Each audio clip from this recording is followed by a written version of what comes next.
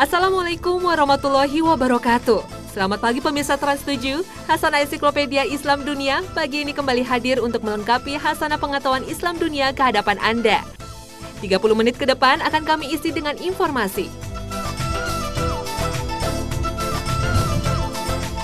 Ilmuwan dunia menjadi mu'alaf setelah mengakui kebenaran Al-Quran dalam sains modern.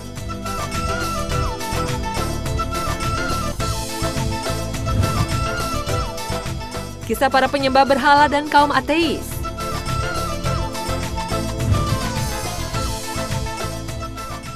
Nabi Ibrahim alaihissalam sebagai bapak agama Tauhid.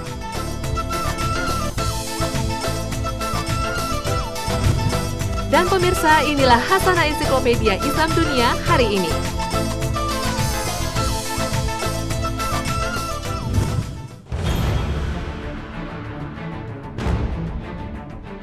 Allah Subhanahu wa Ta'ala memberikan hidayah pada siapa saja yang dikehendakinya. Allah membuka hidayah dengan menunjukkan kebenaran Al-Quran yang merupakan kalamullah. Banyak ilmuwan barat yang tersentuh nalarnya, kemudian memeluk agama Islam setelah membaca Al-Quran dan membandingkannya dengan sains modern. Neil Armstrong, astronot NASA yang pertama kali menginjakan kaki di bulan pada 20 Juli 1969, disebut-sebut masuk Islam setelah mendengar suara azan di bulan. Begitu pula dengan astronot asal India, Sunita Williams, yang melakukan ekspedisi ke angkasa pada 2 Juli 2007. Benar tidaknya mereka menjadi mu'alaf hingga kini masih kontroversial. Bagaimanapun, kebenaran Islam sebagai agama Tauhid sesungguhnya tidak perlu pembuktian apapun. Karena keimanan adalah anugerah bagi hamba-hamba yang dicintainya.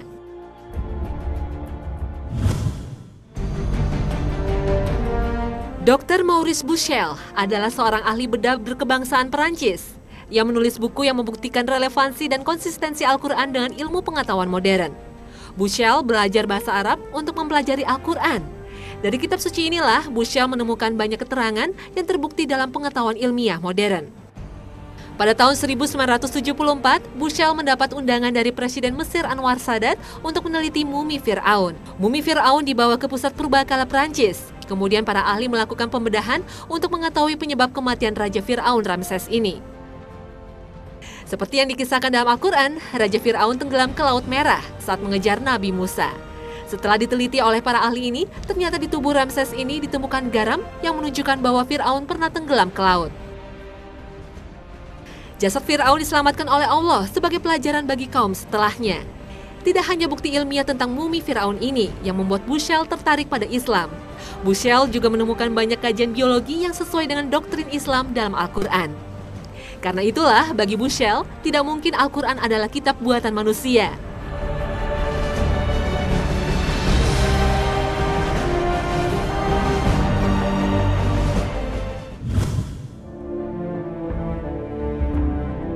Thagatat Tejasen adalah seorang ilmuwan anatomi asal Thailand yang mengucapkan 2 kalimat syahadat setelah mengkaji Al-Quran, khusus surat An-Nisa ayat 56. Ayat ini menceritakan bahwa Allah akan memasukkan orang-orang kafir ke dalam neraka dan mengganti kulit mereka dengan kulit yang baru setiap kali kulit itu hangus terbakar, agar mereka merasakan pedihnya azab Allah. Ayat ini membuktikan kebenaran Al-Quran dalam bidang anatomi. Dalam tinjauan ilmu anatomi, lapisan kulit manusia terdiri dari epidermis, dermis, dan subkutis. Pada lapisan terakhirlah, terdapat ujung-ujung pembuluh darah dan syaraf. Dalam temuan ilmu anatomi, luka bakar yang terlalu dalam akan mematikan syaraf-syaraf yang mengatur sensasi. Karena itu, orang itu tidak akan merasakan rasa nyeri. Inilah yang dijelaskan dalam surat An-Nisa. Allah akan mengganti kulit mereka supaya merasakan pedihnya neraka. Ketertarikan Tejasen pada Al-Quran berawal dari konferensi kedokteran Swadi pada tahun 1981. Tejasen mendapat banyak penjelasan Al-Quran yang berkaitan dengan anatomi. Dalam sebuah simposium tahun 1983, Tejasen mengaku kekagumannya terhadap Al-Quran yang sudah bicara jauh ke depan mengenai sains.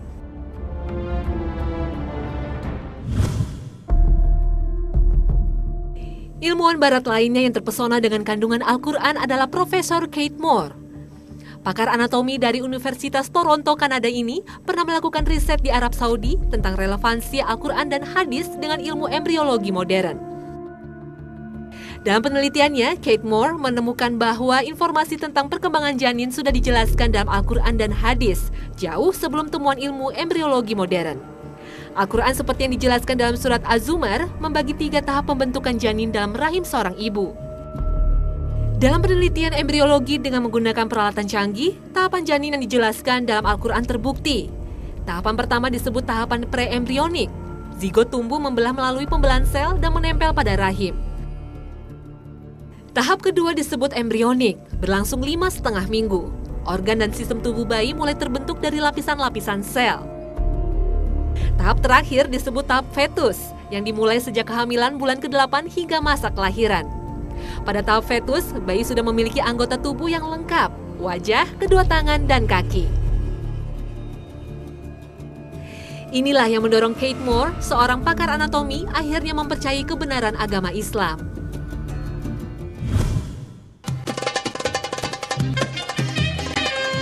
Pemirsa Hasanah, jangan kemana-mana, karena selanjutnya akan kami hadirkan kisah Nabi Ibrahim alaihissalam. Tetap bersama Hasanah, Ensiklopedia Islam Dunia.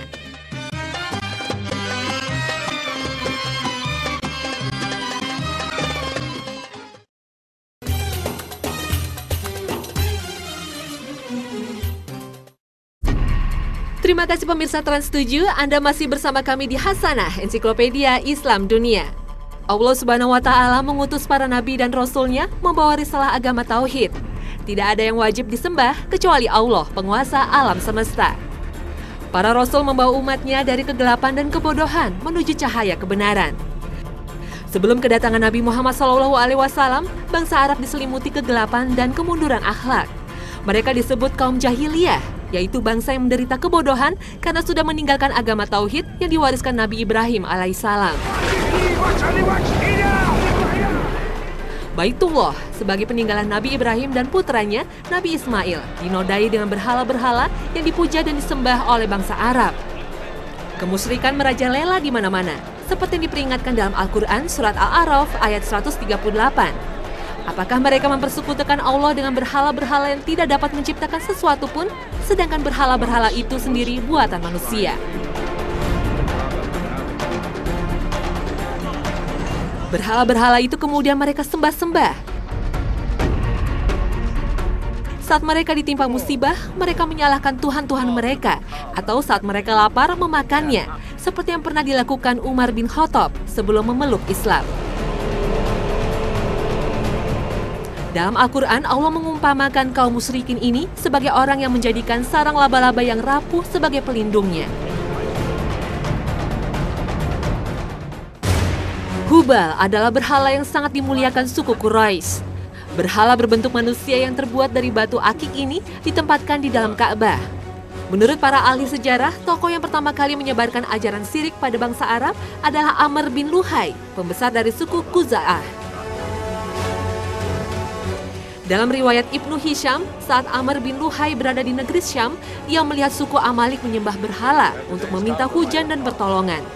Salah satu berhala bernama Hubal, milik bangsa Amalik ini, kemudian diminta Amr untuk dibawa ke Mekah.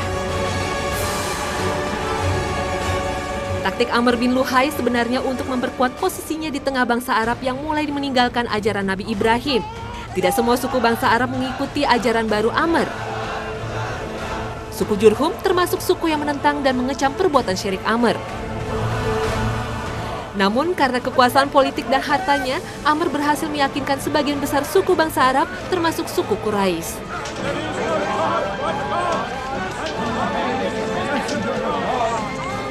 Tidak hanya Hubal, bangsa Arab meletakkan sebanyak 360 berhala di sekitar Ka'bah.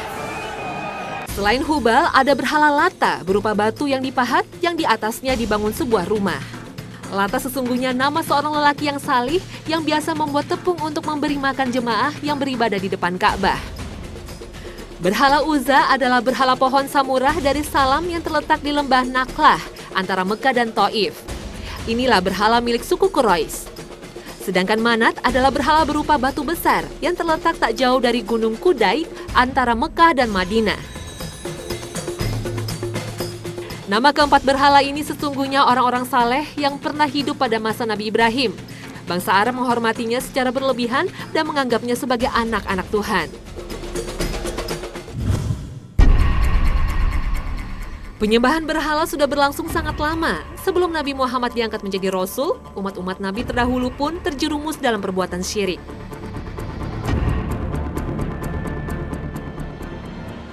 Kaum Sabah pada masa Nabi Sulaiman alaihissalam misalnya, kaum penyembah matahari dan bulan. Bangsa yang dipimpin Ratu Balkis ini tinggal di kota Ma'rib dekat kota Sana'ah, ibu kota Yaman sekarang. Seperti dikisahkan dalam surat An-Naml, Nabi Sulaiman mendapat kabar dari burung hudhud, ada sebuah bangsa yang menyembah matahari. Nabi Sulaiman akhirnya mengirim surat pada Ratu Balkis untuk beriman dan menyembah hanya pada Allah. Kaum Bani Israel, setelah diselamatkan Nabi Musa melewati Laut Merah, mereka juga menyembah patung sapi yang terbuat dari emas. Patung yang diciptakan seorang ahli sihir Samiri berhasil menipu kaum Bani Israel. Patung sapi ciptaannya mengeluarkan suara setelah dimasukkan tanah yang diklaim bekas tapak kaki malaikat saat membelah Laut Merah. Bangsa Ad, juga bangsa penyembah berhala. Kaum Nabi Hud ini dibinasakan Allah karena melawan nabinya dan menyekutukan Allah dengan menyembah patung Syamud dan Al-Hatar. Sementara penduduk ras umat Nabi Syuaib juga dihukum Allah dengan bencana kemarau karena menyembah pohon yang dinamai Syahdirak. Seperti Allah kisahkan dalam surat Al-Furqan, dan kami telah binasakan kaum Ad dan kaum Samud dan penduduk ras serta banyak lagi generasi di antara kaum-kaum itu. Bani Rasib adalah kaum Nabi Nuh yang ditenggelamkan Allah dengan banjir yang besar. Mereka menyembah berhala-berhala yang dinamai orang-orang saleh di antara mereka.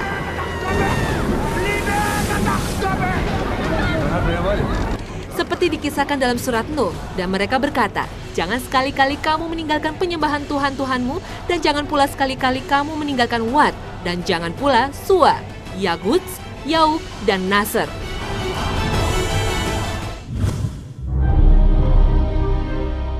Dalam suatu hadis riwayat Imam Muslim, salah satu tanda hari kiamat akan tiba antara lain ditandai dengan kemunculan kaum yang menyembah berhala. Kaum penyembah berhala ini banyak menggelar berbagai ritual seks dan menyukai peperangan.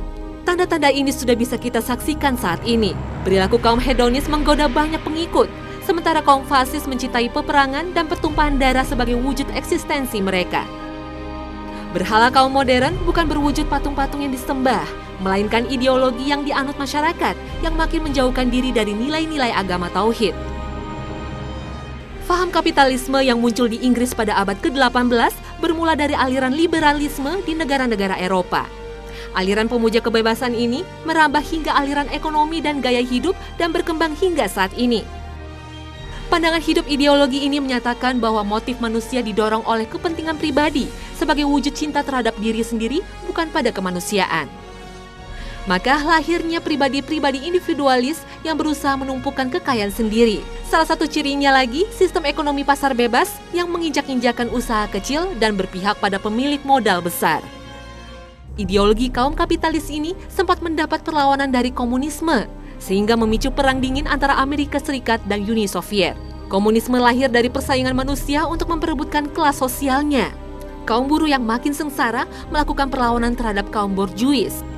Komunis artinya milik bersama yang digunakan pertama kali pada masa revolusi Prancis tahun 1830. Penganut komunisme aliran Marxis menghendaki tata dunia baru yang dikuasai kaum proletar. Kekayaan harus dikelola secara kolektif oleh negara, bukan pribadi. Aliran ini kemudian merambah pada pemikiran tentang hakikat manusia yang tidak lagi berlandaskan pada spiritual, tapi materi. Paham materialisme inilah yang menggiring manusia untuk menuhankan materi dan menyatakan agama adalah candu bagi masyarakat. Agama adalah keluhan dari makhluk tertekan dan sentimen dunia akibat kehampaan jiwa. Inilah yang disebut ateisme, yang menyatakan seluruh bukti keberadaan Tuhan justru membuktikan tentang tidak adanya Tuhan. Sementara kaum fasis yang muncul pada abad ke-19 terinspirasi dari paganisme kuno. Mereka merasa dirinya sebagai bangsa Arya terpilih dan ras manusia super. Untuk mewujudkan eksistensi dirinya, mereka harus menyingkirkan bangsa-bangsa lain seperti yang dilakukan Nazisme Adolf Hitler. Mereka juga membangun patung-patung raksasa sebagai simbol eksistensi bangsanya.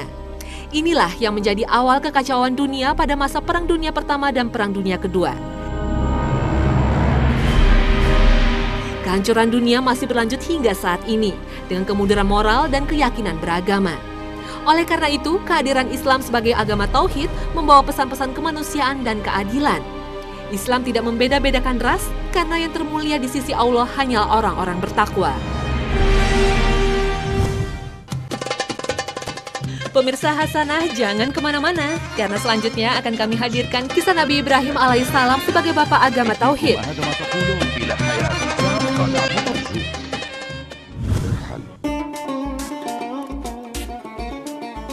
Kisah Nabi Ibrahim alaihissalam meninggalkan banyak pelajaran bagi umat Islam. Keteguhan dan ketaatan Nabi Ibrahim pada Allah Subhanahu wa Ta'ala menjadi teladan yang dilatih dalam ritual ibadah haji dan Idul Kurban. Inilah sosok Nabi Ibrahim alaihissalam yang dikisahkan dalam Al-Quran.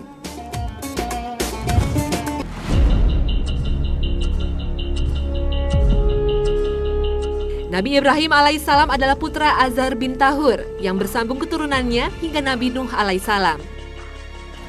Nabi Ibrahim hidup pada masa kerajaan Babylon yang dikuasai Raja Namrud bin Kan'an. Pada saat itu, rakyat hidup makmur dan sejahtera, namun kehidupan rohani mereka terbelakang, masih menyembah patung-patung yang mereka pahat sendiri. Raja Namrud berkuasa dengan tangan besi. Kata-katanya adalah hukum yang tidak boleh dilanggar. Kekuasaannya yang besar membuat Raja Namrud terlena, sehingga dirinya merasa layak untuk disembah. Sebelum diangkat menjadi nabi, Ibrahim muda sudah gelisah dengan kehidupan kaumnya yang sesat. Ia berusaha menyadarkan kaumnya, termasuk ayahnya sendiri, untuk menyembah hanya pada Allah dan meninggalkan kebiasaan menyembah berhala. Meski mendapat perlawanan dari ayahnya sendiri, Nabi Ibrahim tak gentar. Ia ingin membuktikan bahwa berhala-berhala itu tidak mampu untuk menyelamatkan dirinya sendiri. Saat penduduk kota tengah mengadakan perayaan, Nabi Ibrahim memasuki ruangan persembahan, lalu menghancurkan berhala-berhala itu dengan kapaknya.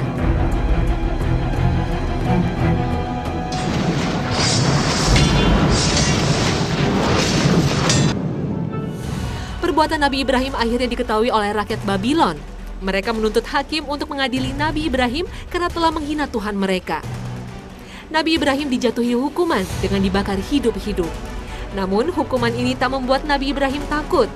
Saat berada di ujung lembah, Nabi Ibrahim menengadahkan kepalanya ke langit yang disambut para malaikat. Wahai Rob, sesungguhnya Nabi Ibrahim alaihissalam akan dibakar karena memperjuangkan hakmu. Lalu Nabi Ibrahim berdoa, Ya Allah, Engkau Maha Esa di atas langit, dan aku sendiri di bumi ini tidak ada seorang pun yang menyembahmu di atas bumi ini selain aku. Cukuplah bagiku Engkau sebaik-baiknya penolong. Dan saat Nabi Ibrahim dilemparkan ke dalam api, Allah menjawab doa Nabi Ibrahim. Nabi Ibrahim selamat karena api menjadi dingin. Dengan mukjizatnya, api tak mampu melalap tubuh Nabi Ibrahim. Setelah api padam, Nabi Ibrahim keluar dari gundukan kayu bakar tanpa terluka atau terbakar sedikit pun.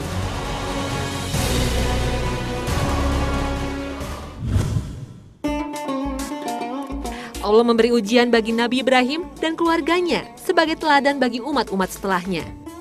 Nabi Ibrahim hijrah bersama Siti Hajar dan putranya Ismail ke lembah Gersang yang sekarang bernama Mekah. Lalu Nabi Ibrahim meninggalkannya dengan memberi bekal sedikit kantung makanan berisi kurma dan wadah air. Kenapa engkau meninggalkan kami di lembah tak berpenghuni ini? Siti Hajar berkali-kali bertanya. Namun Nabi Ibrahim tak menoleh dan menjawabnya, lalu pergi meninggalkan Siti Hajar dan Ismail. Apakah Allah yang memerintahkan engkau? Nabi Ibrahim baru menjawab dan membenarkannya. Jika Allah yang memerintahkannya, maka Allah tidak akan meninggalkan kami, ujar Siti Hajar. Lalu Nabi Ibrahim berdoa, Ya Rabb kami, sesungguhnya aku telah menempatkan sebagian keturunanku di lembah yang tidak mempunyai tanam-tanaman di dekat rumah engkau yang dihormati. Ya Rabb kami, agar mereka mendirikan sholat, maka jadikanlah hati sebagian manusia cenderung kepada mereka, dan beri rizkilah mereka dari buah-buahan, mudah-mudahan mereka bersyukur. Allah tidak meninggalkan Siti Hajar dan Ismail di lembah itu. Saat perbekalan Siti Hajar habis, Allah tunjukkan hadiah terbesar, air Zam-Zam, air penuh berkah yang bisa dinikmati hingga saat ini.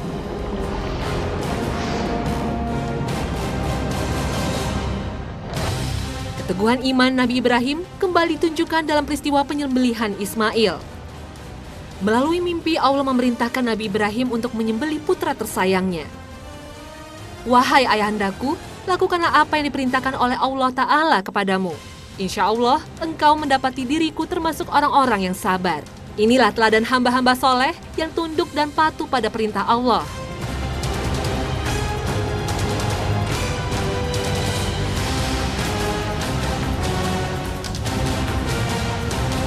Allah kembali memerintahkan Nabi Ibrahim dibantu Nabi Ismail untuk membangun Baitullah yang menjadi kiblat sholat bagi umat Islam.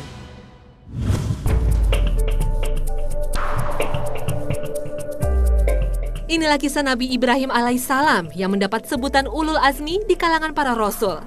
Kisah para nabi ini seperti yang dijabarkan dalam Al-Quran merupakan pelajaran bagi orang-orang berakal.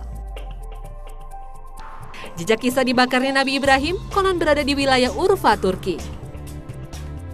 Di tempat pembakaran ini terdapat kolam ikan yang cukup luas, berisi beragam ikan yang berwarna hitam. Bagi keyakinan warga setempat, ikan-ikan itu tidak boleh dimakan. Tak jauh dari kolam itu, terdapat tempat kelahiran Nabi Ibrahim yang diapit 2 masjid. Tempat ini banyak dikunjungi para wisatawan. Di belakang masjid terdapat bukit yang menjadi tempat Nabi Ibrahim dilempar ke pembakaran. Di bukit ini masih berdiri 2 tiang besar dan bekas reruntuhan bangunan kuno. Namun jejak Nabi Ibrahim yang paling utama adalah ritual ibadah haji dan Idul Kurban. Prosesi ibadah inilah yang diharapkan makin memperteguh keyakinan tauhid umat Islam untuk menjadi hamba-hamba yang bertakwa.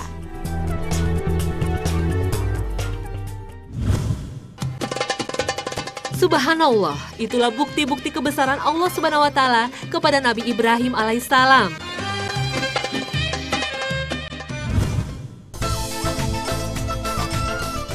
Nah pemirsa Hasanah, inilah akhir kebersamaan kita dalam Hasanah pagi ini. Saksikan selalu Hasanah setiap hari pukul 5 pagi waktu Indonesia Barat, karena Hasanah adalah ensiklopedia Islam dunia. Terima kasih dan wassalamualaikum warahmatullahi wabarakatuh.